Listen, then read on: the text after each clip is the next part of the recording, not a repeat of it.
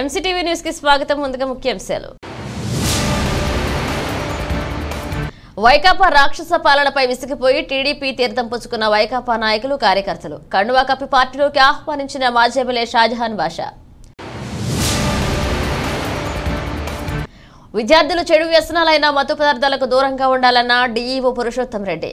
ఉన్నత లక్ష్యం ఏర్పరచుకుని చదువులో చక్కగా రాణించాలని ఆకాంక్ష.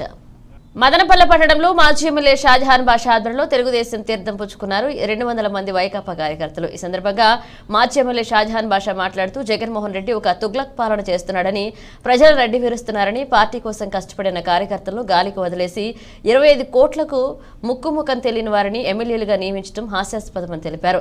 ప్రజా సంక్షేమం గాలికి వదిలి నాకెంత అన్న ధోరణితో జగన్ రెడ్డి పాలన చేస్తున్నాడని, రాబో 2024 ప్రజాక్షేత్రంలో టీడీపీ ఘన విజయం సాధించడం ఖాయమని తెలియజేశారు. జగన్మోహన్ రెడ్డి తాడేపల్లి ప్యాలెస్ వదిలి వెళ్లవలసిన రోజులు దగ్గర పడ్డాయని, అది గుర్తుంచుకుని మసలుకోవాలని హెచ్చరించారు.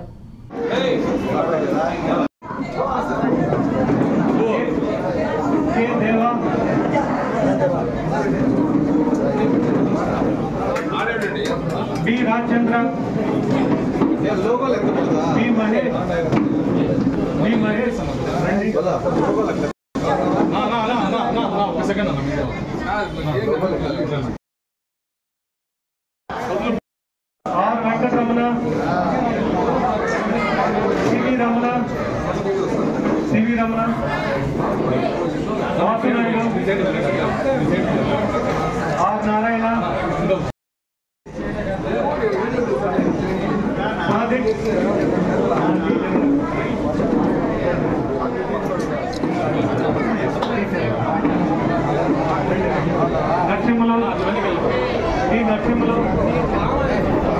నరసింహలో రండి.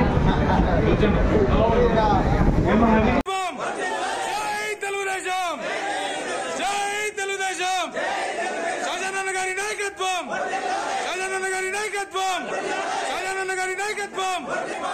జై బాబు, జై బాబు, జై బాబు, జై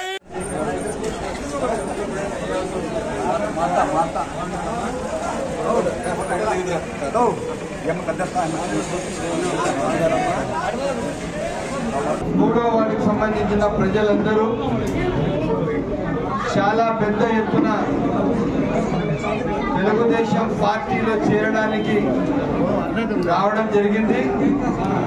దీనికి ముఖ్య కారకులైన అక్కులపన్న గారు, అదేవిధంగా రాజన్న గారు, అదేవిధంగా చాలా మంది నాయకులు ముందుకొచ్చి, అన్న నీ నాయకత్వంలో మేము ముందు నడుస్తాము, ఎట్టి పరిస్థితుల్లో ఆ రోజు మదనపల్లి డెవలప్ అయింది నీ చేతుల్లోనే, ఇంకా ముందు కూడా మదనపల్లి డెవలప్ కావాల్సిందే, మనం అందరం వచ్చి నీ చేతుల్లోనే కావాలని చెప్పి ఒక ఆదర్శంగా ఒక మదనపల్లి కాన్స్టిట్యున్సీకి తెలుగుదేశం పార్టీకి పటిష్ట చేయడానికి దాదాపు 200 మంది ఈరోజు తెలుగుదేశం పార్టీలో చేరడం జరుగుతున్నది. నేను నా కుటుంబ సభ్యులుగా చేరబోతున్న వీళ్ళందరికీ మనస వాచ వీళ్ళకు నేను మా పార్టీలోకి రావడానికి ఆహ్వానిస్తున్నానని చెప్పి తెలుసుకున్నా. రేపు వీళ్ళకు ఏ కష్టం వస్తే నాకు వచ్చినట్లే, వీళ్ళకు ఏ సుఖం ఉన్నా కూడా మనం అందరం కలిసి పంచుకుంటాము. రేపు వీళ్ళకి ఏదైనా వేరే పార్టీలు ఎవరైనా కానీ రూలింగ్ పార్టీ ఎవరైనా కష్టం పెడితే దానికి సరైన జవాబు తీటుగా ఇవ్వడానికి సిద్ధంగా ఉన్నట్టు తెలియజేస్తున్నాను. ఇటువంటి నాయకులు ఎవరైతే ఉన్నారో వీళ్ళందరూ తెలుసుకున్నారు. ఈ రోజు ఎట్టి పరిస్థితిలో ఈ వైఎస్ఆర్ పార్టీతో తెగేది ఏమీ లేదు, వీళ్ళు మంచి ఎవరికి చేయరు, ఇంకా చేసేది ఒకటే, పోలీస్ శాఖ వారికి పెట్టుకొని వాళ్ళ ద్వారా పెద్దలం చెలాయిస్తారు. నోటిఫికేషన్ వచ్చినాక పోలీస్ శాఖ కూడా మంచి వాళ్ళకు మంచి మర్యాద ఇవ్వాలని ఉన్నారు, తప్పకుండా ఇస్తారని చెప్పి తెలియజేస్తూ ఈరోజు ఇంత పెద్ద ఎత్తున ఇచ్చేసిన నా కుటుంబ సభ్యులకు అందరికీ నేను మనస్ఫూర్తిగా ఆహ్వానిస్తాను. మనస్ఫూర్తిగా నేను తెలుగుదేశం పార్టీకి 200 మందికి నేను ఈరోజు ఆహ్వానిస్తానని చెప్పి తెలియజేస్తూ సెలవు తీసుకుంటున్నాను. విద్యార్థులు చెడు వ్యసనాలకు దూరంగా ఉండాలని డీఈఓ పురుషోత్తం రెడ్డి తెలిపారు. నేడు మదనపల్లె జెడ్పీ ఉన్నత పాఠశాల నందు నిర్వహించిన మత్తు పదార్థాలపై అవగాహన కార్యక్రమంలో ఆయన పాల్గొన్నారు. ఈ సందర్భంగా ఆయన మాట్లాడుతూ విద్యార్థులు ఉన్నత లక్ష్యంతో చదువులో రాణించి కనిపించిన తల్లిదండ్రులకు విద్యా బుద్ధులు నేర్పిన గురువులకు మంచి పేరు తీసుకురావాలని సూచించారు.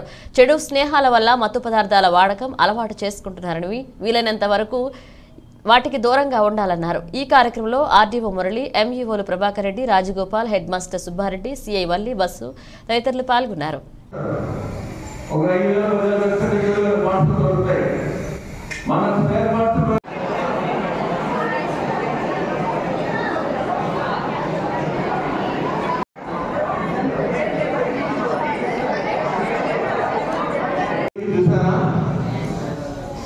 ప్రెజెంటేషన్ చేశారు కన్నా సార్, కన్నా సార్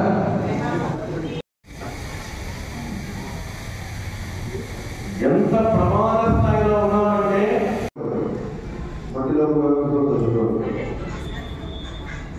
కాబట్టి దయచేసి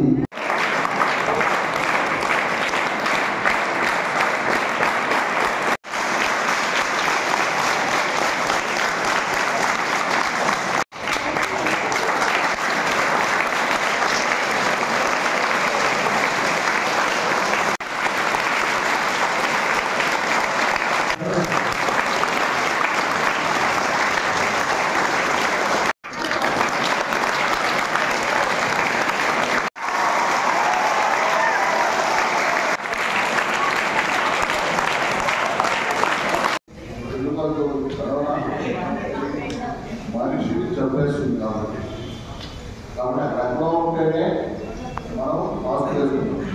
కరోనా కంటే డేంజరస్ ఈ మాదక ద్రవ్యాలు, ప్రమాదకరమైనవి మాదక ద్రవ్యాలు. యువతను పిప్పి చేసేది మాదక ద్రవ్యాలు. మాదక ద్రవ్యాలు ఎక్కడైతే రూపాలు దొరుకుతాయి అందులో మీరు చేస్తున్నారని కాదు, మనం చేయకూడదు, చేయకూడదు అవంతా చేస్తుంటే కూడా 100% కూడా మీరు చూపించాము. అవన్నీ కూడా మీరు పాఠశాలలో చెప్పారు. ఇదే కాదు, మీకంటే సీనియర్లు కావచ్చు, పిల్లలు కావచ్చు, మరి ఇంటర్మీడియట్ వాళ్ళు కావచ్చు, డిగ్రీ వాళ్ళు కావచ్చు, ఎవరైనా సరే వాళ్ళ ప్రవర్తన బిహేవియరల్ చేంజెస్ వాళ్ళు ఇంతగా ప్రవర్తించడము అటువంటి చేస్తే వాళ్ళ జీవితాన్ని పూర్తిగా మునిగిపోకుండా కాపాడగలం మనం.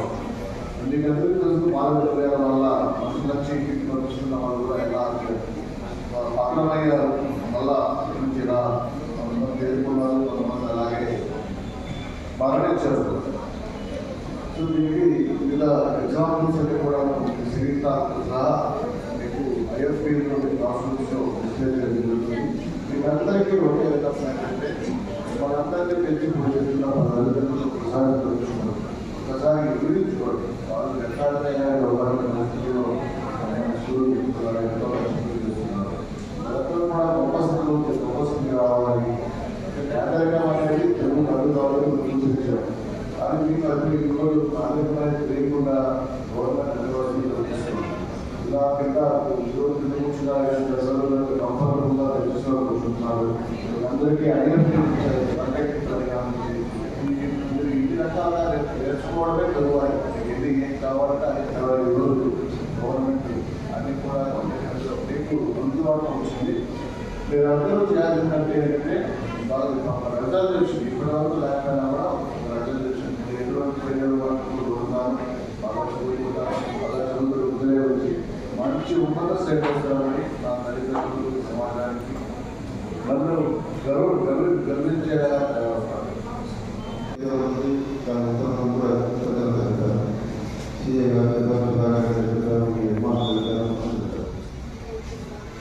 మనము మానవులు వచ్చేదాన్ని మన దగ్గర ఎంత కష్టపడి మనం చదివిస్తున్నారు. ఇంత ప్రభుత్వం కూడా ఎంత రక్షించి మన దగ్గర ఎంతమంది ఉపాధ్యాయులు వచ్చి ఒక విద్యని ఆలోచిస్తున్నాం, మనం తెలుస్తున్నాం. ఇవన్నీ గ్రహించాలి. ఇప్పుడు యువత ఏంటంటే టెక్నాలజీ ఉంది, చెడు అలవాటు బాగా పాటిస్తాయి. వాళ్ళ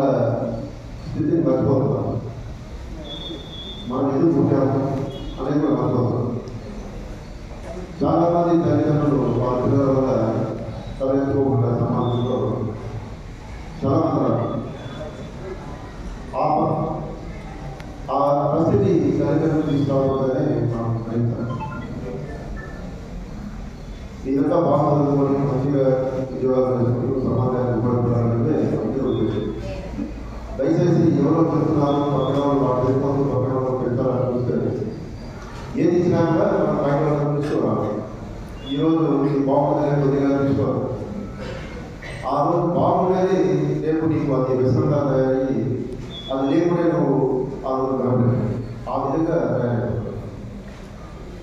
ఉదాహరణగా రాష్ట్రానికి చెప్తారు. ఈ ఒక పిల్లలకి వాళ్ళ తల్లిదండ్రులు మొత్తాన్ని కట్టేస్తే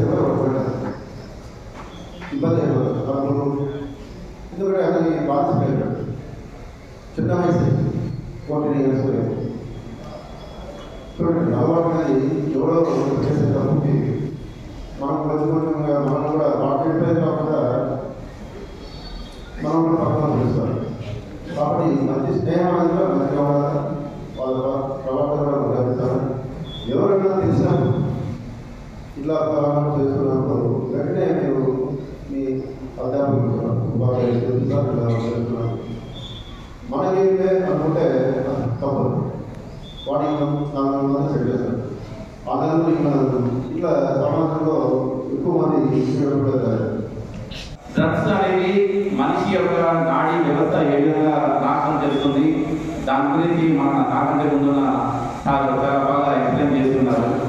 మీకు సింపుల్గా ఒకే ఒక మాటలు చెప్తాను. మీరు రెగ్యులర్గా తిరుగుతున్నప్పుడు తాగి కాలం దగ్గర ఏడంకాడ పడడము, ఊగులాడకుండా పోవడం మనుషులు చూసే ఉంటారు. అంటే అతని యొక్క బాడీ కండిషన్, అతని మైండ్ అతని చెప్పు చేతల్లో ఉండదు. అతను ఏం చేస్తున్నాడు, ఏం మాట్లాడుతున్నాడు అనే జ్ఞానం కూడా అతనిలో ఉండదు. ఈవెన్ అతను తినే తిండి మట్టి తింటున్నాడా, అతను తింటున్నాడా, గడ్డి తింటున్నాడా, ఇంకేమైనా తింటున్నాడా అనే జ్ఞానం కూడా అతనికి ఉంటాడు. అతను చూసినప్పుడు, అలాంటి వ్యక్తిని చూసినప్పుడు మనలో ఏ భావన కలుగుతుంది? ఒక అసహ్యకరమైన భావన కలుగుతుంది. కలుగుతుందా లేదా? అంటే ఆ డ్రగ్స్ వాడడం వల్ల అతని యొక్క మైండ్, బాడీ కండిషన్ అనేది ఎవరైతే మనం నార్మల్గా ఒక వాల్యుబుల్గా, ఒక రెస్పెక్టబుల్గా ఉండే మనిషి తత్వం అనేది మర్చిపోయి ఒక వేస్ట్గా, ఒక యూస్లెస్ ఫెలోగా అనేది కనపడుతున్నాం. ఆ రకంగా తయారు కాకూడదు. మీరు మీ వల్ల మీ తల్లిదండ్రులకు, ఉపాధ్యాయులకు అందరికీ మంచి పేరు తీసుకురావాలి అనే ఉద్దేశంతోనే ఇంతమంది ఆఫీసర్లు మీకు రావడం చెప్పడం జరుగుతుంది. ఓటర్ల జాబితాను సరిగా పరిశీలించుకోవాలని అన్ని పార్టీల నాయకులకు సూచించిన ఆర్డీఓ మురళి నేడు సబ్ కలెక్టర్ కార్యాలయంలో అన్ని పార్టీల నాయకులతో సమావేశాన్ని నిర్వహించారు. ఈ సందర్భంగా ఆయన మాట్లాడుతూ BLOలు, AEOలు అన్ని పోలింగ్ కేంద్రాలలో కనీస మౌలిక వస్తువులు ఉన్నాయో లేదో సరిచూసుకోవాలన్నారు. ఈ నెల 12వ తారీఖున వచ్చే ఓటర్ల జాబితాలో తప్పులు ఉన్నాయో లేదో మరొక మారు సరిచేసుకోవాలని అన్నారు. 22వ తేదీన తుది జాబితాను ఎలక్షన్ కమిషన్కు పంపించనున్నట్లుగా వెల్లడించారు.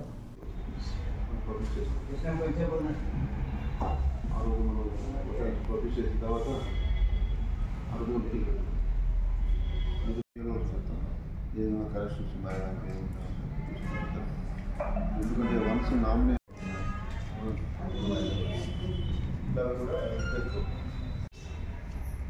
ఇప్పుడు మనం ఏదైతే చేస్తామో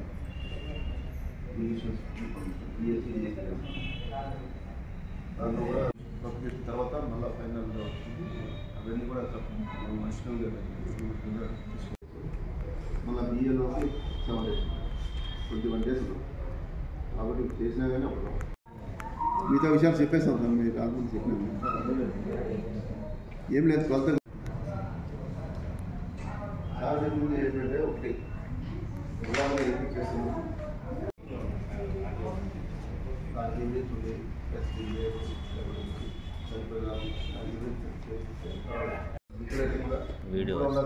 కంపల్సరీ డిక్లరేషన్ ప్రాపర్గా వెళ్ళిపోయింది అట్లా రాదు. AROs, ఎలక్షన్ స్టాఫ్ మరియు పొలిటికల్ పార్టీస్ కూడా మీటింగ్ పెట్టుకుంటుంది. ప్రతి వారం కూడా ఎలక్షన్ కమిషన్ ఆదేశాల మేరకు ఈ మీటింగ్ నిర్వహించడం జరుగుతుంది. ముఖ్యంగా ఈరోజు చెప్పేది ఏమంటే మనకి 12th వరకు ఈ రోల్ కూడా ఉంటుంది. 22nd మనం పబ్లికేషన్ ఒకటి.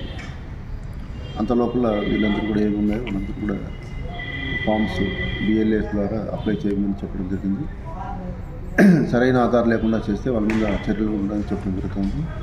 దాంతోపాటు 22nd తర్వాత పబ్లిష్ అయ్యే లిస్టులో కూడా ఏమైనా తప్పులు ఉంటాయి, ఎందుకంటే పేరులో కానీ ఫోటోలో కానీ మిస్ మ్యాచ్ ఏదైనా ఉన్నా కానీ వెంటనే తెలుసుకొని దానికి BLOs కూడా మేము సూచనలు ఇస్తున్నాము. వచ్చిన 2 days లోపల పబ్లికేషన్ అయిన 2 days లోపల మనమంతా కూడా పరిశీలించుకొని దానికి కావాల్సిన ఫామ్స్లో పెట్టుకోవాలి. ఎందుకంటే వన్స్ షెడ్యూల్ వచ్చిన తర్వాత మళ్ళీ ఇవన్నీ వీలు ఉండదు కాబట్టి ఫామ్ 7, 8 అవన్నీ పరిశీలించుకొని వెంటనే కన్సల్ట్ తప్పులు ఉంటే ఆ ఓటర్ దగ్గర నుంచి అవి తీసుకొని చేయాల్సిన అవసరం ఉంది. అందుకే వీళ్ళు కూడా మనం అన్ని ఎవరైతే రికగ్నైజ్డ్ పార్టీస్ ఉన్నాయో వాళ్ళందరూ కూడా కోరేది ఏమంటే ప్రతి పోలింగ్ స్టేషన్లో ఒక BLA అని మీరు అపాయింట్ చేసి ఇప్పుడు ఏదైనా మార్పులు ఉంటే కూడా మార్పులు చేసి లిస్ట్ ఇవ్వాల్సిందిగా కోరినాము. అదేవిధంగా సెన్సిటివ్, హైపర్ సెన్సిటివ్ లిస్ట్ కూడా ఇస్తే మనం దాన్ని కూడా పరిశీలించుకొని జిల్లా కలెక్టర్ గారికి నివేదిక పంపిస్తారు. వాళ్ళు మళ్ళీ ఒకసారి ఎలక్షన్ కమిషన్ పంపించి దాని మీద చర్యలు కూడా తీసుకునేది వీలుంటుంది. కాబట్టి ఏదైనా అవకాశం ఉన్నప్పుడే మనం అందరూ కూడా ఏదైనా తప్పులున్నా సరిదిద్దుకోవాల్సిన అవసరం అందరూ బాధ్యత ఉంది. ఓటర్ ఎవరైతే ఓటర్లు మహాశయులు ఉన్నారో అందరూ కూడా కోరేది ఒకటే, ఈ ఆ రోజు ఓటు వేసేటప్పుడు కాకుండా ముందుగానే వాళ్ళ పేర్లు ఉన్నాయా లేదా, తప్పులు ఉన్నాయా, ఫోటో సరిగ్గా ఉందా లేదా, ఇవన్నీ కూడా సరిచూసుకొని ముందుగానే ఆ సంబంధిత BLOని కలిసి ఓటు దానికి కావాల్సిన వాళ్ళకి సర్టిఫికేట్లు ఇస్తే సరిచూసుకోవాల్సిన బాధ్యత అందరిపైన ఉంది. కాబట్టి ఆ విధంగా చేస్తారని కోరుతున్నాం. ఈ పోలింగ్ స్టేషన్లో కూడా అష్యూర్డ్ మినిమం ఫెసిలిటీస్ అన్నీ ఉంటాయి. కరెంటు, నీళ్ళు, ర్యాంప్స్, ఫర్నిచర్ ఇవన్నీ కూడా దాన్ని కూడా ఉన్నదా లేదా. ఇప్పుడు కొత్తగా కొన్ని బిల్డింగ్స్ ముందుగానే ఇన్కంప్లీట్గా నాడు నెలలో ఉన్నాయి కూడా అవి కూడా కంప్లీట్ చేయమని ఆదేశాలు ఉన్నాయి. ఆ సంబంధిత అధికారులు కూడా మనము ఎలక్షన్ కమిషన్ రోజు మనము వాళ్ళకి ఇవ్వడం జరిగింది. అవన్నీ కూడా మనం 4వ తేదీ లోపల AEROs ఇట్లా పొలిటికల్ పార్టీ కూడా ఏదైనా ఉంటే కూడా వాళ్ళు కూడా చెప్పచ్చు, ర్యాంప్ ఉందా లేదా, లేకుంటే అక్కడ ఫర్నిచర్ ఉంది, కరెంటు లేదు, బిల్డింగ్ ఇన్కంప్లీట్, అది కూడా ఇస్తే కూడా పరిశీలించుకొని ఆ నివేదికను కూడా కన్సర్న్ డిపార్ట్మెంట్కు ఇవ్వడం జరుగుతుంది. 6వ తేదీ లోపల మనము ఇవన్నీ కూడా అప్లోడ్ చేయాలి. అప్లోడ్ చేసిన తర్వాత వాళ్ళు కన్సర్న్ డిపార్ట్మెంట్ ఎవరైతే ఉన్నారో వాళ్ళు హెడ్ ఆఫ్ ది డిపార్ట్మెంట్ నుంచి ఫండ్స్ రిలీజ్ చేస్తారు. సపోజ్ స్కూల్ ఎడ్యుకేషన్ అయితే స్కూల్ అనుకో, అక్కడ మనం వీళ్ళ నుంచి వస్తుంది. ప్రిన్సిపల్ సెక్రటరీ మన చెప్పారు 22nd లోపల ఏదైతే ఇవి ఉన్నాయో అవన్నీ కూడా కంప్లీట్ చేస్తామని చెప్పారు. కాబట్టి అట్లా ఏముంటే కూడా మా దృష్టికి తీసుకొస్తే మేము వెంటనే చేస్తాము. ఆల్రెడీ సెక్టరల్ ఆఫీసర్కి ఇది చెప్పాము, 4వ తేదీ లోపల ఇవ్వమని ప్రతి తిరిగి. అదేవిధంగా AEROs కూడా ఒకసారి వాళ్ళు కూడా ర్యాండమ్గా చెక్ చేసి, లేకుంటే ప్రతి PSకు వచ్చిన బాధ్యత వాళ్ళకు ఉంది, అది కూడా ఇవ్వాల. ప్రతి పోలింగ్ స్టేషన్ ముందర PS నెంబరు, నియోజకవర్గ నెంబరు కూడా వేయాల, అది కూడా వేయించాల. BLO మనము వాళ్ళ పర్టికులర్స్ కూడా కింద రాయాల్సి వస్తుంది, ఆ ప్రకారం కూడా ఇవ్వడం జరుగుతుంది.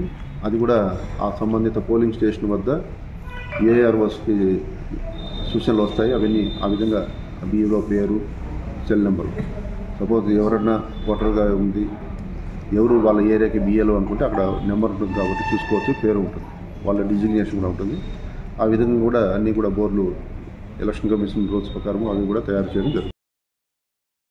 పశువుల్లో వచ్చే గాలికుంటు వ్యాధి పట్ల రైతన్నలు అప్రమత్తంగా ఉండాలని సూచించారు పశుసంవర్ధక శాఖ ఏడీ విశ్వేశ్వరరెడ్డి. నేడు మదనపల్లిలోని పశువుల ఆసుపత్రిలో గాలికుంటు వ్యాధికి సంబంధించిన గోడ పత్రికలు ఆవిష్కరించారు. ఈ సందర్భంగా ఆయన మాట్లాడుతూ గాలికుంటు వ్యాధికి టీకాలు వేయడం వల్ల పాల దిగుబడి తగ్గిపోతుందని, రైతులు అపోహకు గురి అవుతున్నారని, టీకాలు వేసిన చోట వేడి వల్ల కొంచెం ఉబ్బుతుందని, తర్వాత తగ్గిపోతుందన్నారు. అపోహలతో టీకా వేయించుకోకపోవడంతో ఆవులు క్షీణించిపోయి మరణించే ప్రమాదం ఉందని తెలిపారు.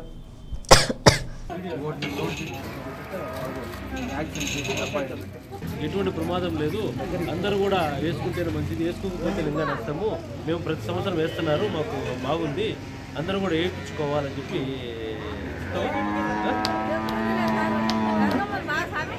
ఊరికే తాత్కాలికమే పాలు దగ్గర ఆ రోజు మాత్రమే, మళ్ళీ మామూలుగా యథాస్థానానికి మన పాలు ఇస్తుంది. దీనివల్ల ఎటువంటి ఇబ్బంది లేదు. వ్యాక్సిన్ వేసుకోకపోతే ఇబ్బంది, వేసుకుంటే మంచిది, అందరూ కూడా వేసుకోవచ్చు కోరుతున్నాను. ఇట్లా అని చెప్పి చెప్పబోతుంది. ఎలా అంగళ బ్యాంక్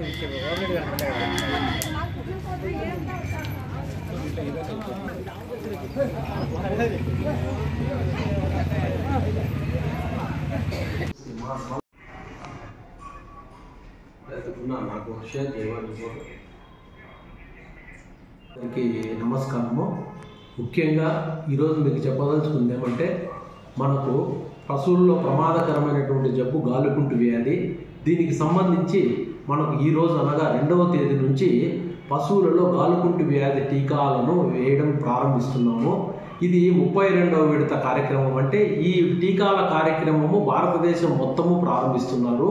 ఈ గాలికుంటు వ్యాధి వలన పశువులలో మరణాలు ఉండటమే కాకుండా అధికంగా పాల ఉత్పత్తి తగ్గిపోవడము, అలాగే దూడలలో మరణాల శాతం ఉండడము, అలాగే చూటి ఆవులు ఈసుకుపోవడము అంటే అబార్షన్స్ ఇవన్నీ జరుగుతాయి. అలాగే పనిచేసే ఎద్దులు అంటే వ్యవసాయానికి పనికొచ్చే ఎద్దులలో ఈ జబ్బు తగిలితే దాని పని సామర్థ్యం తగ్గిపోయి అవి పనికి రాకుండా పోతాయి. అదే రకంగా పశువులలో జబ్బు తగిలిన పశువులలో ఎక్కువ టెంపరేచర్ అంటే ఉష్ణోగ్రత పెరగడము, నోట్లో పుండి రావడము, అలాగే గిట్టలకు పుండే గిట్టలు ఊడిపోవడము, తర్వాత జబ్బు నుంచి కొద్దిగా రికవర్ అయినటువంటి పశువులలో ఎక్కువ ఎండకు తట్టుకోకపోవడము, అంటే ఎండ తగిలిన తర్వాత గసపోయడము, ఎండకు ఎక్కువసేపు నిలబడలేము. అదే రకంగా ఆ పశువులలో వెంట్రుకలు ఎక్కువ పెరగడము, శరీర ఉష్ణోగ్రతానికంటే ఎండల కాలంలో తట్టుకోకపోవడము, ఇవన్నీ పశువుల సామర్థ్యం తగ్గిస్తాయి. అందుకనే ఈ గాలికుంటు వ్యాధి పాలు ఉత్పత్తి చేసే ఆవులలో కన్నా జబ్బు తగిలినట్లయితే అది రైతులకు చాలా నష్టం కలుగజేస్తాయి. జబ్బు తగిలినటువంటి పశువులలో ఈ లక్షణాలన్నీ ఉంటే కన్నా అవి ఎటువంటి ఉపయోగము రైతులకు ఉండక దాన్ని అమ్మివేయాల్సిన దారి తీస్తాయి అన్నమాట. కాబట్టి నేను రైతులు ముఖ్యంగా చెప్పేది ఏమంటే, ఇప్పటికీ కానీ రైతులలో ఈ గాలికుంటు వ్యాధి టీకాలు వేస్తే పాలు తగ్గిపోతాయి అనే ఒక అపోహ ఉంది. దయచేసి ఈ అపోహ మీ మనసులలో తీసేయండి. ఈ టీకా వేసిన తర్వాత మామూలుగా ముఖ్యంగా మనం ఇంట్లో కానీ చిన్న బిడ్డలకు టీకా వేస్తే ఆ రోజు జ్వరం అనేది వస్తుంది. సో అలాగే కొన్ని పశువులలో ఉష్ణోగ్రత పెరుగుతాయి. అంటే ఉష్ణోగ్రత పెరిగిందంటే టీకా పని చేయడం మొదలుపెట్టినట్టు లెక్క.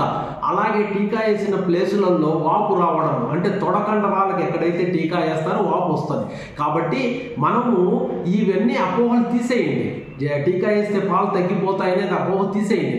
ఒకవేళ వేయించుకోకపోతే కనుక మనము ఆ జబ్బు తగిలిందంటే ఆవు అమ్ముకోవాల్సి వస్తుంది. కాబట్టి లక్షల రూపాయలు విలువ చేసే ఆవులను మనము కటికోలకు అమ్ముకోవాల్సి వస్తుంది. అది ఎటువంటి దానికి పనికిరావు.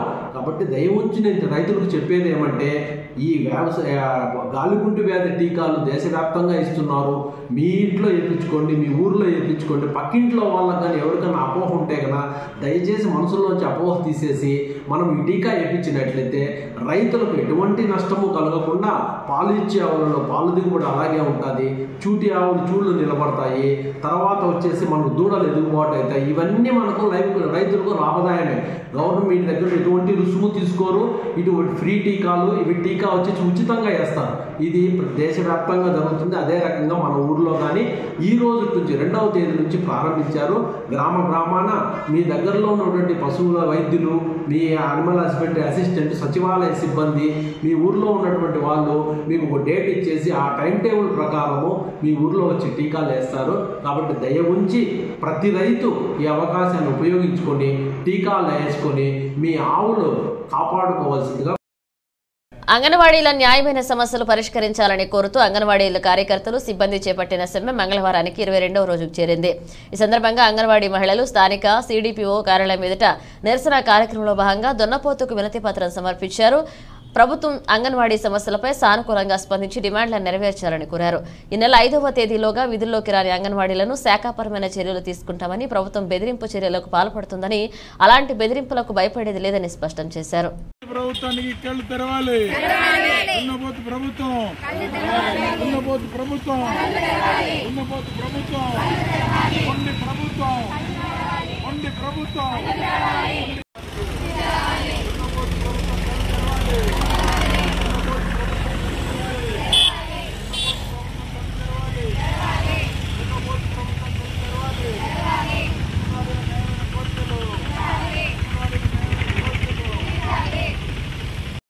ఈరోజు రాష్ట్ర వ్యాప్తంగా 22 రోజుల నుంచి అంగన్వాడీల సమస్యలు ప్రభుత్వం పట్టించుకోలేదు.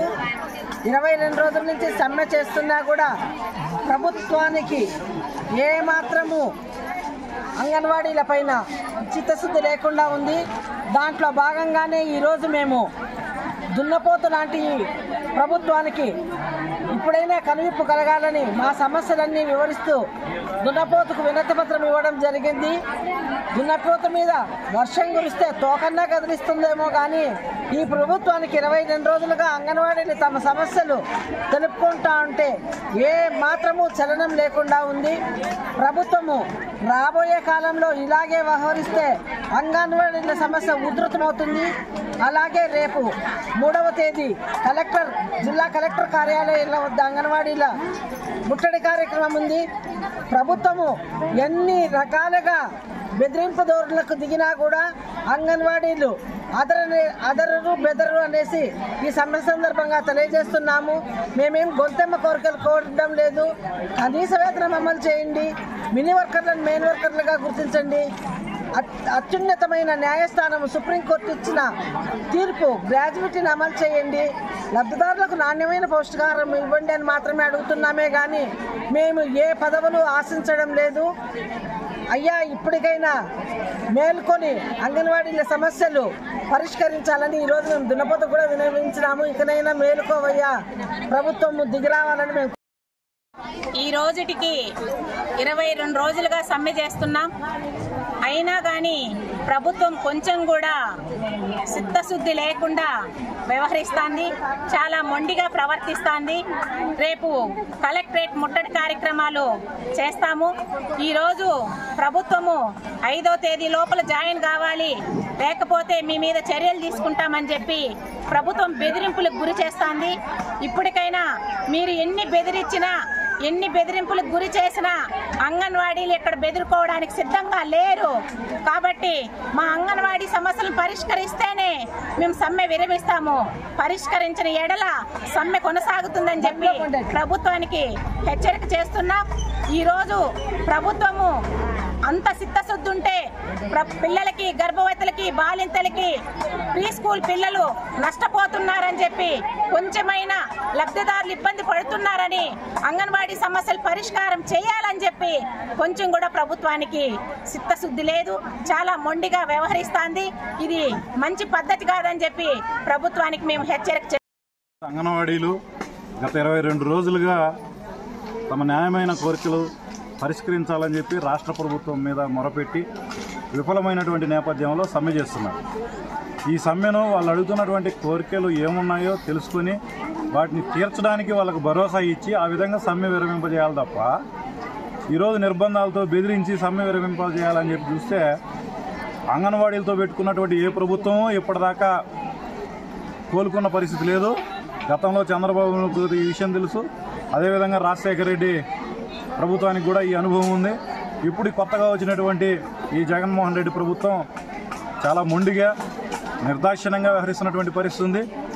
రేపు కలెక్టరేట్ల ముందు శాంతియుత నిరసన చేస్తాము, రాష్ట్ర ప్రభుత్వం పరిష్కారం చేయకపోతే 5వ తేదీ నుంచి సమ్మెను ఉధృతం చేస్తామని చెప్పిన నేపథ్యంలో వాళ్ళు అడుగుతున్నటువంటి సుప్రీంకోర్టు ఇచ్చినటువంటి తీర్పు ప్రకారం గ్రాట్యుటీ అమలు చేయాలని కానీ, లేకపోతే పెరుగుతున్నటువంటి ధరలకు అనుగుణంగా మెనూ ఛార్జీలు, ఈరోజు పేద పిల్లలకు అందజేస్తున్నటువంటి వైఎస్ఆర్ సంపూర్ణ పోషణ దానికి ఆ ధరలో ఏమాత్రం సరిపోవడం లేదు, వాటిని సక్రమంగా అమలు చేయాలి, పేదలకు పౌష్టికాహారాన్ని అందజేయాలని అంటే మెనూ ఛార్జీలు పెరగాలని చెప్పి, ఆ విధంగా ఐసీడీఎస్కి బడ్జెట్లో కూడా నిధులు పెంచాలని చెప్పి చేస్తున్నటువంటి కృషికి అనుగుణంగా వాళ్లకు వేతనాలు కూడా పెంచాలని చెప్పి అడుగుతున్నటువంటి న్యాయమైన డిమాండ్లు పరిష్కరించకుండా ఈరోజు నిందారోపణలకు దిగబడతా ఉంది. అదేవిధంగా ఈరోజు అన్నమయ్య జిల్లా కలెక్టర్ గారు 5వ తేదీ నుంచి విధులకు హాజరు కాకపోతే శాఖాపరమైనటువంటి చర్యలు తీసుకుంటామని చెప్పి మాట్లాడడం, ఇవన్నీ కూడా బెదిరింపు ధోరణిలో భాగమే అని చెప్పి మేము భావిస్తాం.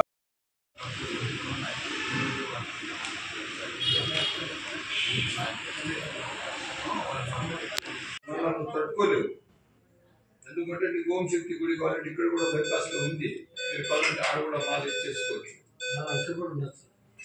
అందుకోసం నేను కావాలంటే ఓం శక్తి గుడి గారు చెప్తాను, మీకు వచ్చి మాట్లాడతారు. నేను చెప్తాను. ఈరోజు ఫస్ట్ వైద్యం చేపించుకో. చేసుకొని రేపు కావాలంటే నేను ఆ గుడి వాళ్ళకి చెప్తాను. నాగమండి నాగమండి అమ్మ కొంచెం మహిళలు ఉంటారు, వచ్చి మీకు మాట్లాడి బులెటిన్ ముగించే ముందు హెడ్లైన్స్ మరోసారి. వైకాపా రాక్షస పాలనపై విసిగిపోయి టీడీపీ తీర్థం పుచ్చుకున్న వైకాపా నాయకులు కార్యకర్తలు కండువా కప్పి పార్టీలోకి ఆహ్వానించిన మాజీ ఎమ్మెల్యే షాజహాన్ బాషా. విద్యార్థులు చెడు వ్యసనాలైన మత్తు పదార్థాలకు దూరంగా ఉండాలన్న డీఈఓ పురుషోత్తం రెడ్డి. ఉన్నత లక్ష్యం ఏర్పరచుకుని చదువులో చక్కగా రాణించాలని ఆకాంక్ష. ఇవి ఇప్పుడు ఒక అప్డేట్స్, మరో అప్డేట్స్తో మళ్ళీ కలుద్దాం.